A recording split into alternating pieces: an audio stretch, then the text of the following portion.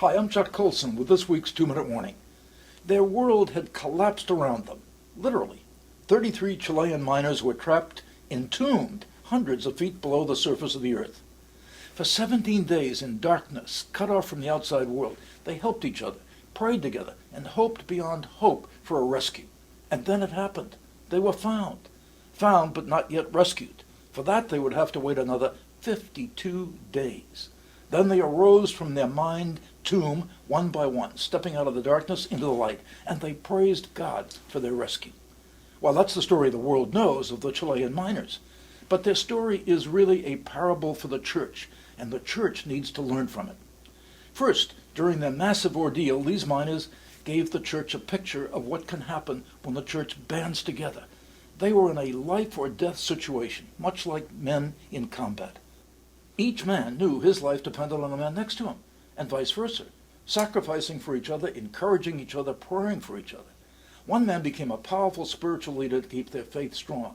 That's how they lived, 2,800 feet below the ground. But isn't that how the church is supposed to live every day?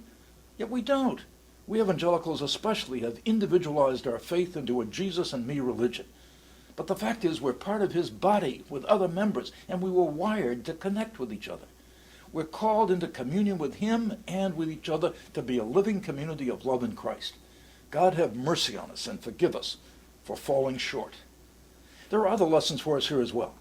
How many times have you heard from non-Christians and even from some fellow believers that we Christians ought to take a vacation from politics? No! Look what happened beneath the earth in Chile. Soon after the crisis began, one man stepped forward to organize the men. The others followed him, making him their leader. Order was maintained as the leader determined rations, set rules, assigned work. Well, that's politics 101, isn't it? Politics is how we order our common lives together. And if we fail to order our common lives, we'll fall into chaos. If we Christians retreat from politics, we're basically saying we have nothing in common with our fellow human beings. But of course, maybe the lasting lesson for the church is this. We must live like this day is our last. Neither you nor I know when we set out for work in the morning that we will return that evening to our loved ones. Just ask the Chilean miners.